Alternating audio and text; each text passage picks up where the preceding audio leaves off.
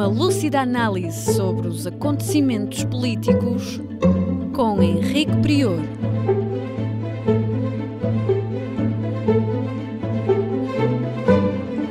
Política Impura, na Rádio Transforma.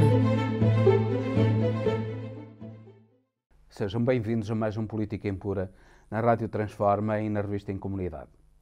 Como habitualmente, peço-lhes para partilharem o programa, para subscreverem o canal da Rádio Transforma, o que é muito importante para este projeto de cultura e liberdade sem fins lucrativos. Começaremos por falar de Portugal e da atrapalhada incrível em que se tem metido o Governo. Depois de sucessivos secretários de Estado terem problemas com o fisco ou problemas de recebimento eventual de dinheiros indevidos, pois, apesar de sucessivas demissões e reparos do Presidente da República, a Ministra da Agricultura acaba de nomear uma Secretária de Estado que tinha idênticos problemas.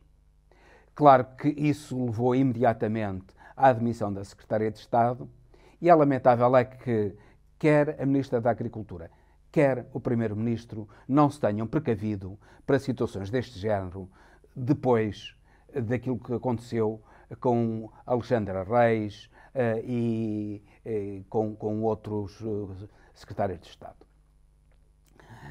É uma negligência grave por parte do Primeiro-Ministro e é lamentável que ele, para fugir a esse problema, tenha, na Assembleia da República, sem conversar com o Presidente da República, apresentado uma proposta para escrutínio dos candidatos a secretários de Estado antes deles serem nomeados. É óbvio que quem tem o dever de escrutinar o currículo dos secretários de Estado é o Primeiro-Ministro e o Ministro que os nomeia. E tem de fazer um escrutínio rigoroso. Não é agora lançar para o Presidente da República, que apenas aceita a proposta do Primeiro-Ministro, o ónus de decidir uma questão que cabe ao Primeiro-Ministro e ao respectivo Ministro decidir. No fundo, foi uma tentativa de António Costa fugir a uma situação extremamente desagradável em que a Ministra da Agricultura lançou o Governo, que parece que a cada cavadela, a cada minhoca que surge. Bom seria que esse escrutínio fosse feito de uma maneira rigorosa por António Costa e as coisas não fossem feitas precipitadamente como estão a ser feitas. Ora bem, este tipo de situações, que são situações, de certo modo, laterais ao país, acabam por afetar o bom funcionamento da governação. É óbvio que as oposições acabam por se lançar contra o governo com muita razão, na medida em que há uma negligência clara por parte do Primeiro-Ministro António Costa. Esperamos que António Costa perceba que não é o Presidente da República, mas ele próprio e os seus ministros, que antes de escolherem secretários de Estado, têm de fazer um escrutínio rigoroso sobre aquilo que se passa, não só junto da Justiça, do Ministério Público e dos tribunais de modo geral, mas também junto do Fisco e de outras entidades com as quais esses eventuais secretários de Estado possam estar relacionados. Não é assim tão difícil como isso e só uma ligeireza por parte de António Costa é que levou a esta situação lamentável que está a causar um ruído e está a desgastar inutilmente o Governo na sequência de outros desgastes, nomeadamente com a demissão de Pedro Nuno Santos. Falamos agora de outra questão que se me deparou esta semana no Porto, que é o drama do encerramento de cafés no Porto. É um problema nacional derivado do turismo e derivado de uma certa ganância dos senhorios. Eu faço uma declaração de interesses porque eu sou senhorio. E aquilo que se passa é que há uma ganância enorme de senhorios que podem, de um instante para o outro, denunciar contratos de arrendamento, podem acabar com contratos de arrendamento que duraram decénios autenticamente, que duraram 80 anos, e todo o investimento que foi feito pelos inquilinos nesses espaços vai de água abaixo. Ora, é algo que tem de ser repensado. Esses espaços, como cafés, como lugares de convivialidade dos cidadãos, que cada vez mais se isolam, mas que o Estado tem o dever de proteger. E isso só pode ser protegido com uma alteração da lei do arrendamento. A lei do arrendamento é uma lei que protege exclusivamente os senhorios. Inclusivamente, afeta gravemente a atividade comercial. Porque a atividade comercial, para se realizar, precisa de um mínimo de estabilidade. E não é um investimento que é feito na esperança de que o negócio perdure por anos, que pode ser, de um instante para o outro, dado por fim pela ganância de um senhorio que, em vez de uma renda razoável, de acordo com o estado, mais ou menos o estado do mercado, aquilo que pretende é rendas verdadeiramente especulativas e gananciosas.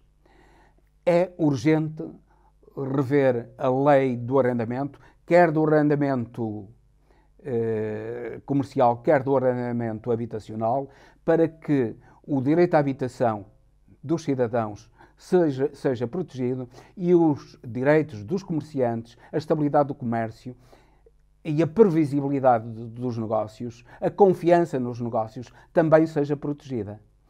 Claro que isso não é expropriar os senhorios, é fazer com que haja um equilíbrio entre os interesses de uma parte e de outra, e que não sacrifiquem os interesses do comércio e do direito à habitação aos interesses gananciosos dos senhorios.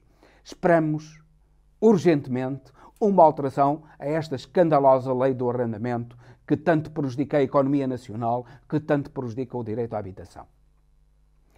E daqui passamos para a tragédia que está a ser a Covid-19 na China.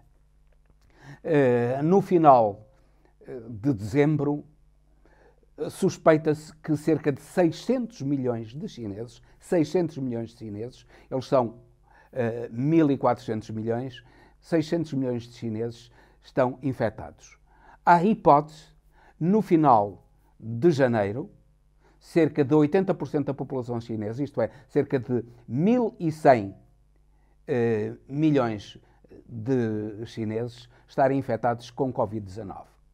E aquilo que está a passar é que algumas variantes do Covid-19 já estão a passar para outros países, nomeadamente para a Malásia, e têm uma rapidez de disseminação bastante grande e que pode afetar gravemente as populações de outros países. A China, com o seu governo ditatorial, conseguiu ter uma política de meter a cabeça debaixo da terra, estilo avestruz, tentando, através de confinamentos sucessivos, impedir a disseminação da Covid. Face às manifestações públicas de desagrado por parte da população chinesa, que o governo chinês não conseguiu controlar, cedeu e acabou com o confinamento total como existia anteriormente. Ora, isso provocou uma disseminação enorme do vírus e a China arrisca este ano não só graves problemas no que toca a mortes, a doentes infectados com Covid-19, a esgotamento total dos hospitais e dos serviços de saúde chineses, mas também há algo de pior para a China e para o mundo, que é, eventualmente, uma recessão na economia chinesa. Estamos a ver que dificilmente a China ultrapassa uma recessão.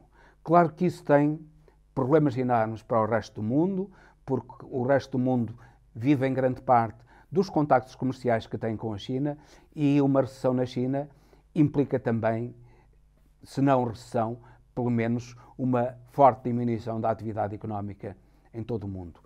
Nos Estados Unidos, que são um importante parceiro comercial da China, avizinha-se também uma recessão. O Brasil certamente que irá ter problemas também, porque o Brasil é um exportador de commodities para a China e certamente que esses problemas da Covid-19 irão afetar as exportações do Brasil para a China. A Europa está a precaver-se, ainda não com a rapidez que devia precaver-se. Têm sido tomadas iniciativas individuais por parte de alguns países, mas era importante que a União Europeia, no seu conjunto, tomasse uma decisão relativamente à proteção necessária do Covid, relativamente a pessoas que vêm da China. A China está a protestar sem razão absolutamente nenhuma. Não há qualquer discriminação. Há apenas aquilo que a China impôs aos cidadãos de outros países, estava a impedir quarentenas, estava a obrigar a quarentenas de 40 dias. Quarentenas de 40 dias a cidadãos de outros países que entravam na China, mesmo que tivessem testes negativos, e agora aquilo que a Europa deve pedir é testes, um teste negativo para o embarque e um teste negativo à chegada. E havendo teste positivo à chegada, pois uma quarentena de pelo menos 7 dias para precaver as populações europeias. A China não tem nada que protestar relativamente a estas medidas. São umas medidas de proteção que a Europa tem o direito e o dever de tomar para proteger os seus cidadãos e a sua economia. Esperamos que tenha força para o fazer, apesar das reivindicações e dos protestos chineses. Finalmente, o Brasil. O Brasil de Lula, que deu uma nova esperança a esse grande país irmão. Pois Lula, para apaziguar as relações com as várias congregações religiosas, nomeou um pastor evangélico para dialogar com as várias igrejas. Mas há um diálogo que Lula não pode levar a cabo. É o diálogo com aquelas igrejas chamadas da prosperidade, com os neopentecostais, que no fundo são organizações que arrecadam dinheiro da população brasileira, enriquecem os seus pastores e os seus bispos e colocam essa riqueza brasileira em paraísos fiscais. E ainda por cima, não pagam impostos. É importante que Lula não tenha qualquer hesitação em cobrar a totalidade dos impostos a essas igrejas neopentecostais.